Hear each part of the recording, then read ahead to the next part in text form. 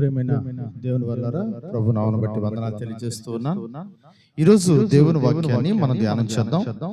Bible గ్రంథాన్ని తెరిచినట్లయితే చక్కని మాటలను దైవ గ్రంథంలో నుంచి మనం ధ్యానం చేయబోతున్నాం. దేవునికి స్తోత్రములు కలుగును గాక. హల్లెలూయా. రోమిలికి రాసిన పత్రిక అపోస్తలుడైన పౌలు గారు రోమిలికి రాసిన పత్రికను ఒక్కసారి మనం తీసినట్లయితే రోమిలి రాసిన పత్రిక 10వ అధ్యాయము 9వ వచనాన్ని మనం ధ్యానం చేయబోతున్నాం ఈ రాత్రి. రోమిలి రాసిన పత్రిక అపోస్తలుడైన పౌలు గారు రోమిలికి రాసిన పత్రిక 9వ అధ్యాయము 10వ వచనం నేను చదువుతున్నాను, మీరు ఆలకించండి. అదేమనగా యేసు ప్రభువని నీ నోటితో ఒప్పుకొని దేవుడు మృతుల్లో నుండి ఆయనను లేపినని నీ హృదయమందు విశ్వసించిన యెడల నీవు రక్షించబడదువు. దేవునికే మహిమ కలుగును గాక. హల్లెలూయా. ఇక్కడ లేఖనాన్ని మనం చూస్తూ ఉన్నప్పుడు దేవుని వాక్యం ఏ విధంగా రాయబడింది? యేసు ప్రభువని నీ నోటితో ఒప్పుకోవాలి, అంతేకాదు దేవుడు మృతులలో నుండి ఆయనను లేపినని నీ హృదయమందు విశ్వసించిన యెడల నీవు రక్షించబడదువు అని దేవుని వాక్యం రాయబడింది. ఈ రోజు ప్రియమైన దేవుని పిల్లలారా, చాలా మంది యేసుక్రీస్తు ప్రభుని నోటుతో అయితే ఒప్పుకుంటున్నారు కానీ హృదయమందు విశ్వసించటం లేదండి. హృదయమందు విశ్వసించటం లేదు. యేసే దేవుడని చాలా మంది ఒప్పుకుంటున్నారు. చాలా మందిని బైబిల్ గ్రంథంలో మనం చూడగలం. యేసే దేవుడు అని చాలా మందిని మనం చూడగలం. కానీ యేసుక్రీస్తు దేవుడిని ఒప్పుకున్న తర్వాత ఆయనను హృదయములో ధరించుకుంటే మనము రక్షించబడతామన్న సత్యాన్ని ఈరోజు చాలా మంది ప్రజలు మర్చిపోయారు. బైబిల్ గ్రంథంలో మనం కొన్ని విషయాలను మనం చూసినట్లయితే లూకా రాసిన శుభవార్త మనం ఒకసారి తెరిచినట్లయితే లూకా రాసిన శుభవార్త 17వ అధ్యాయము 11వ వచనములో ఒక మాట రాయబడి ఉంది. ఆ మాటను మనం జ్ఞాపకం చేసుకుందాం ప్రియమైన దేవుని పిల్లరా. ఆయన యెరూషలేమునకు ప్రయాణమై పోవచ్చు సమరయ గలిలయ మధ్య వెళుచూ ఉండెను. ఆయన ఒక గ్రామంలో ప్రవేశించుచుండగా 10 మంది కుష్ఠరోగులు ఆయన ఎదురుగా వచ్చి దూరమున నిలిచి యేసు ప్రభువా మమ్మల్ని కరుణించమని కేకలు వేశారు. ప్రియమైన దేవుని పిల్లరా, లేఖనములను మనం ధ్యానం చేస్తూ ఉన్నప్పుడు, లేఖనములను మనం ఆలోచన చేస్తూ ఉన్నప్పుడు లేఖనములలో ఉన్నటువంటి ఆంతర్యాన్ని మనం గ్రహించేవారమై ఉండాలి. యేసుక్రీస్తు ప్రభువారు ఒక ప్రాంతము బయలుదేరి వెళ్తున్నాడు. యెరూషలేము అనే ప్రాంతమునకు ప్రయాణమై వెళుతూ ఉన్నప్పుడు సమరయ అనే గలిలయ మధ్యగా వెళుతూ ఉన్నప్పుడు 10 మంది కుష్ఠరోగులు ఉన్నారు ఆ ఊర్లో. కుష్ఠరోగి అంటే సమాజ మందిరంలో ఉండదగిన వాడు కాడు, 10 మంది మధ్యలో ఉండదగిన వాడు కాడు, ఊరు వెలుపల నెట్టివేయబడినవాడు. అర్థమైందా? ఊరు వెలుపల నెట్టివేయబడినవాడు. కుష్ఠరోగము అంటురోగమని ఊళ్ళోకి ఆ కుష్ఠరోగుల్ని రానిచ్చేవారు కారు. అలా వీళ్ళు ఏం చేస్తున్నారంటే సమరయ గలిలయ మధ్య ప్రాంతాల్లో ఆ ఊరు చివర బ్రతుకుతూ ఉన్నారు 10 మంది కుష్ఠరోగులు కలిసి. బ్రతుకుతూ ఉన్నప్పుడు యేసుక్రీస్తు ప్రభువారు యెరూషలేము మార్గముగా వెళ్తూ ఉండగా వీరికి యేసు ప్రభువారు ఎదురు రాగా వీరు చూచి యేసు ప్రభువా మమ్మల్ని ఏమంటున్నారు? మమ్మల్ని కరుణించమని కేకలు వేశారు. దేవునికి స్తోత్రము కలుగును గాక. హల్లెలూయా. వారు అన్న మాట ఒకటి మనం ఆలోచన చేయగలిగితే, ప్రభువా అనే మాటకు అర్థం ఏంటంటే దేవుడా, అర్థమైందా? యజమానుడా, అధికారి అనే మాటలు ఆంతర్య అర్థముగా మనకు కనబడుతూ ఉంటాయి. ప్రియమైన దేవుని పిల్లరా, గమనిద్దాం. వీళ్ళు యేసు ప్రభువుని ఏమంటున్నారు? దేవుడా మమ్మల్ని కరుణించు అని అంటున్నారు. ఆయన దేవుడని వీరికి తెలుసు. ఎవరికి తెలుసు? ఆ 10 మంది కుష్ఠరోగులకి యేసుక్రీస్తు ప్రభు దేవుడని తెలుసు. యేసుక్రీస్తు ప్రభు వారిని స్వస్థపరచగలడు అని తెలుసు. యేసు ప్రభు వారిని కరుణిస్తే వారి జీవితాలు ఆశీర్వాదకరంగా మార్చబడతాయని కూడా తెలుసు. అలా తెలిసి వారు ఏం చేస్తున్నారంటే యేసు ప్రభుని సమీపించి యేసు ప్రభువా మమ్మల్ని కరుణించుమని కేకలు వేశారు, అడిగారు, వేడుకున్నారు. ప్రియులారా, ప్రభువా అంటే దేవుడు, ఆయన దేవుడు అని తెలిసి వాళ్ళు వెళ్ళారు. వెళ్ళిన తర్వాత యేసుక్రీస్తు ప్రభువారు అన్నారు ఒక మాట. ఆ మాట కూడా చూద్దాం మనం.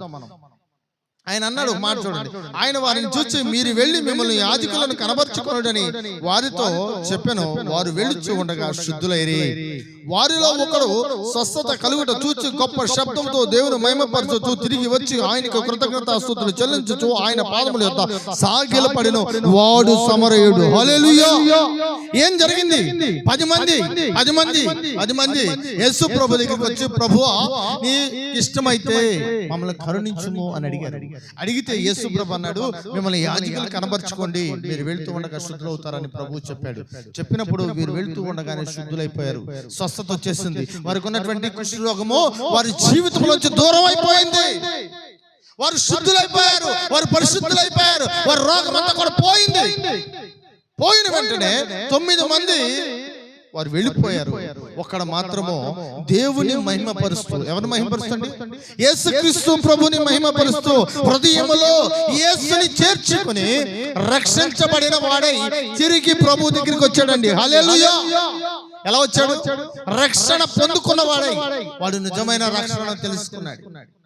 ఈరోజు చాలా మంది నోటితో ఒప్పుకుంటున్నారు యేసు ప్రభు దేవుడు, యేసుక్రీస్తు ప్రభు దేవుడు, యేసుక్రీస్తు ప్రభు దేవుడు అని నోటితో ఒప్పుకుంటున్నారు, కానీ హృదయంలో విశ్వసించలేని స్థితిలో బ్రతుకుతున్నారు. ఇక్కడ 10 మందిని మనం చూసినట్లయితే 9 మంది నోటితో ఒప్పుకున్నారు, హృదయమందు విశ్వసించలేకపోయారు. గమనిస్తున్నారు. ఈరోజు చాలా మంది ఎలాంటి స్థితిలోనే బ్రతుకుతున్నారు ప్రియమైన దేవుని పిల్లలారా. అలాంటి స్థితి మనం కలిగి ఉండకూడదు అని ప్రభువారు ఈ వాక్యాన్ని మనకు జ్ఞాపకం చేస్తూ ఉన్నాడు. మనం ఎలాంటి వరకు ఉండాలి? 9 మంది వలె కాకుండా ఎవడైతే కృతజ్ఞత కలిగి ప్రభు నాకు చేసిన మేలును ప్రభువుకి కనబరుచుకోవాలి అని వెనక తిరిగి వచ్చి ప్రభు పాదాలను పట్టుకుని ప్రభువా అని ప్రభుని తన హృదయంలో చేర్చుకున్నాడో అలాంటి వాడి వలె నీవు నేను మనం ఉండాలి. హల్లెలూయా. ఎలాంటి వాడి వలె ఉండాలి? తిరిగి వచ్చినటువంటి ఆ సహోదరుని వలె ఉండాలి. అర్థమైందా? ఈ రోమీయులకు రాసిన పత్రిక పౌలు భక్తుడు రాయటానికి చాలా ప్రాముఖ్యమైన కారణాలు ఉన్నాయండి. ఎందుకు ఈ పత్రిక రాశాడు అంటే, ఈ పత్రిక రాయటానికి గల కారణం ఏంటంటే, ఆనాడు ఈ రోమా సంఘములో ఉన్నటువంటి పరిస్థితులు ఎలాంటి పరిస్థితులు అంటే, నీరో అనే చక్రవర్తి పరిపాలిస్తున్న కాలం అది. ఆ చక్రవర్తి బహుక్రూరుడు, భయంకరమైన క్రూరత్వం కలిగిన వాడు. అర్థమైందా? క్రైస్తవుల్ని వెంటాడి హింసిస్తూ, నరుకుతూ, గాయపరుస్తూ మంటల్లో కాలుస్తూ, అర్థమైందా, చిత్రహింసలు పెడుతున్నటువంటి భయంకరమైన దుస్థితి కలిగినటువంటి వాడు, దుర్మార్గమైనటువంటి క్రియలు కలిగిన వాడు. అర్థమైందా? అలాంటి ఆ దుర్మార్గుడి చేతిలో సతమతమవుతూ, హింసలకు గురవుతూ, అదవుతుందా, బానిసత్వము అనే కాడి కింద బ్రతుకుతూ ఉన్నటువంటి క్రైస్తవులను మేలుకొల్పడానికి పౌలు భక్తుడు ఈ పత్రిక రాశాడు. నాయనా, మీరు యేసుక్రీస్తు ప్రభుని అంగీకరించారు, మంచిది, వెల్ అండ్ గుడ్. కానీ యేసుక్రీస్తు ప్రభుని అంగీకరించిన మీరు నోటితో ఒప్పుకోవటమే కాదు గాని మీ హృదయమందు విశ్వసించి ఆయనకు లోబడి ఉండాలి. అక్కడ ఉన్నటువంటి పరిస్థితి ఎలా ఉందంటే, రోమా ప్రాంతంలో నీరో అనే చక్రవర్తికి వీళ్ళందరూ దాసోహమై ఉండాలి. ఆ చక్రవర్తిని దేవుడుగా ఆరాధించాలి. వీళ్ళు ఆరాధించకపోతే ఆయన చంపేస్తాడు. అలాంటి పరిస్థితుల మధ్య హింసలు పొందుతూ, గాయాలు పాలవుతూ, అర్థమైందా, కొట్టబడుతున్న క్రైస్తవ్యాన్ని మేలుకొల్పడానికి పౌలు భక్తుడి పత్రిక రాశాడండి. దేవునికి మహిమ కలుగును గాక. హల్లెలూయా. ఓ క్రైస్తవుడా, ఈ రాత్రి నీవు వింటున్నటువంటి మాటలు నీ హృదయంలో జీవపు వెలుగుతో నింపబడాలి. జీవపు వెలుగుని నీ హృదయంలో ధరింప చేసుకోవాలి. ఆ వెలుగు చేత నువ్వు నింపబడాలి. ఈరోజు చాలా మంది చూస్తూ ఉన్నాం, ఇలాంటి పరిస్థితులు కనబడతా ఉన్నాయండి.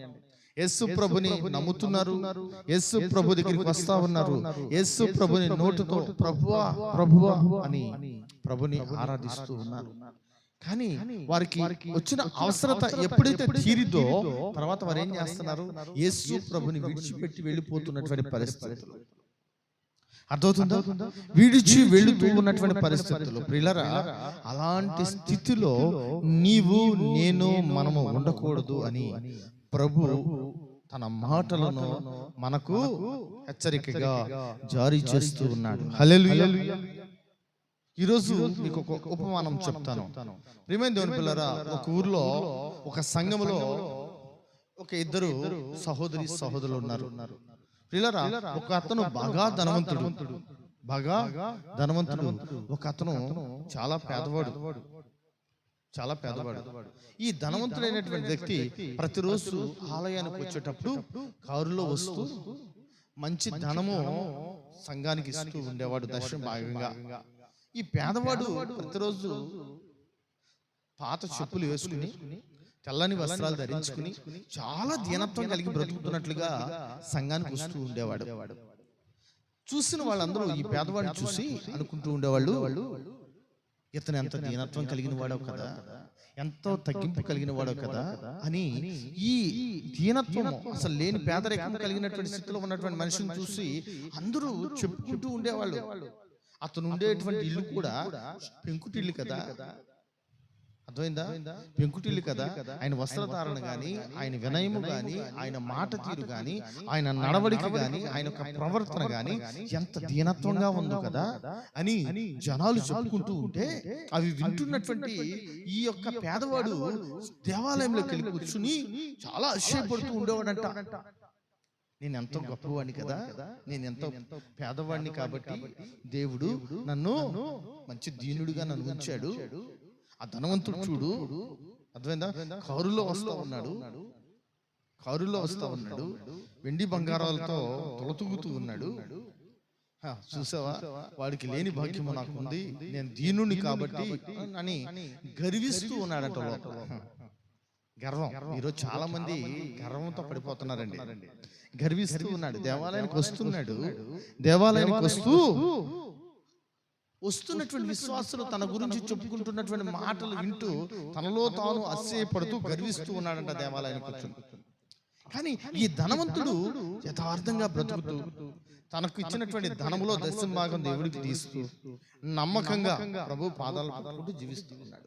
ఒకరోజు అనుకోని రీతిగా ఈ ధనవంతుడు తన ఫ్యాక్టరీలో, పెద్ద ఫ్యాక్టరీస్ ఉన్నాయి తనకి, ఆ ఫ్యాక్టరీలో ఒక ప్రమాదం జరిగితే ఏ విధంగా అయినా కానీ ఈ ధనవంతుడిని ఇరుకున పడవేయాలని కొంతమంది పన్నాగం పని, ఈ ప్రమాదానికి కారణం ఈ ధనవంతుడే, పలానా సో ఈ పర్సనే అని చెప్పి అతన్ని ఏం చేశారండి, అతన్ని పోలీసులకి అప్పగిస్తే బెయిల్ మీద బయటకు వచ్చాడు. కానీ తనకున్నటువంటి బ్యాంక్ అకౌంట్స్ కానీ, తనకున్నటువంటి డబ్బు అంతా కూడా బ్యాంకులో ఉండిపోవటం వల్ల మొత్తం సీజ్ చేసేసారండి. నీ నమ్మకత్వాన్ని నిరూపించుకోమని చెప్పారు ఈ ధనవంతుడికి. ఇక సంఘంలో ఆ నోట ఈ నోట పడి సంఘంలోకి ఆ విషయం వెళ్ళిందండి. సంఘంలోకి వెళ్ళిన తర్వాత సంఘస్థులు అందరూ అనుకుంటున్నారంట, చూసావా, దేవాలయానికి వస్తూ వీడి గర్వంతో వస్తా ఉన్నాడు, దేవాలయంతో వస్తూ వీడి గర్వంతో వస్తా ఉన్నాడు, డబ్బు ఉందని అహంకారము వీళ్ళు ఎక్కువ కనపడతా ఉంది, అందుకనే దేవుడు వీడిని అహంకారం అనేటువంటి అందలం నుంచి కిందకు దించాడు అని సంఘములో ప్రతి ఒక్కరు అనుకుంటున్నారంట. అలాగే ఈ పేదవాడు కూడా అనుకుంటున్నాడంట, వీడు పడిపోవడమే కరెక్ట్, ఎందుకంటే వీడికి డబ్బు ఉందని అహంకారం ఎక్కువ ఉంది, వీళ్ళు దీనత్వం లేదు, వీడు కారేసుకొస్తాడా కారు చర్చికే అని ఈ పేదవాడు అనుకుంటా ఉంటే ఈ ధనవంతుడు మాత్రం స్నేహితులకి ఫోన్ చేయలేదు, బంధువులకి సమాచారం అందించలేదు, నాకు సహాయం చేయండి నేను ఇబ్బందుల్లో ఉన్నాను అని ఎవరి దగ్గరికి వెళ్ళి చేయి చాచలేదంటండి. ఎవరి దగ్గరికి వెళ్ళాడు? సర్వోన్నతుడైన దేవుని పాదాలను పట్టుకుని, ప్రభువా నాకు ఈ లోకంలో ఎంతమంది ఉన్నా గానీ, నాకు ఈ లోకంలో ఎంతమంది సహోదరులు ఉన్నా గానీ, నీవిచ్చేటటువంటి ఆశీర్వాదము, నీవిచ్చేటువంటి మేలు, నీవిచ్చేటువంటి దీవెన చాలా గొప్పదినైనా, నీ పాదాలని పట్టుకుంటున్నానైనా, నాకు ఎవరు వద్దు ఈ లోకంలో, నీవే నాకు కావాలి ప్రభు అని దేవునికి ప్రార్థన చేయటం మొదలు పెట్టాడంటే. కన్నీటితో ప్రార్థన చేస్తున్నాడు, రూమ్లోకి వెళ్ళి కన్నీటితో ప్రార్థన చేస్తున్నాడు. ప్రభు ఆ ప్రార్థన ఆలకించాడు. ఆలకించి ఎవరైతే ఈ సహోదరుడి మీద, ఈ ధనవంతుడు అనబడినటువంటి ఈ సహోదరుడి మీద తప్పుడు సాక్ష్యం పలికారో వారిలోనికి వెళ్ళి దేవుడు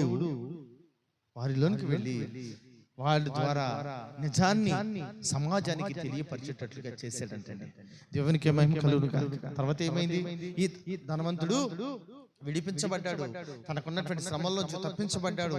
ఆ కోర్టు కేసులన్నీ తొలగిపోయిన తర్వాత దేవాలయానికి వస్తూ ఉన్నప్పుడు ఆ పేదవాడు అనుకుంటాడంట, వీడు ఎంత త్వరగా ఎలా విడిపించబడ్డాడు, వీడు అహంకారంతో పడిపోయాడు అనుకున్నాను నేను, వీడు ఎందుకు ఇలా విడిపించబడ్డాడు అని ఆ పేదవాడు అనుకుంటూ ఉంటే సేవకుడు ఆ మాట విని 5వ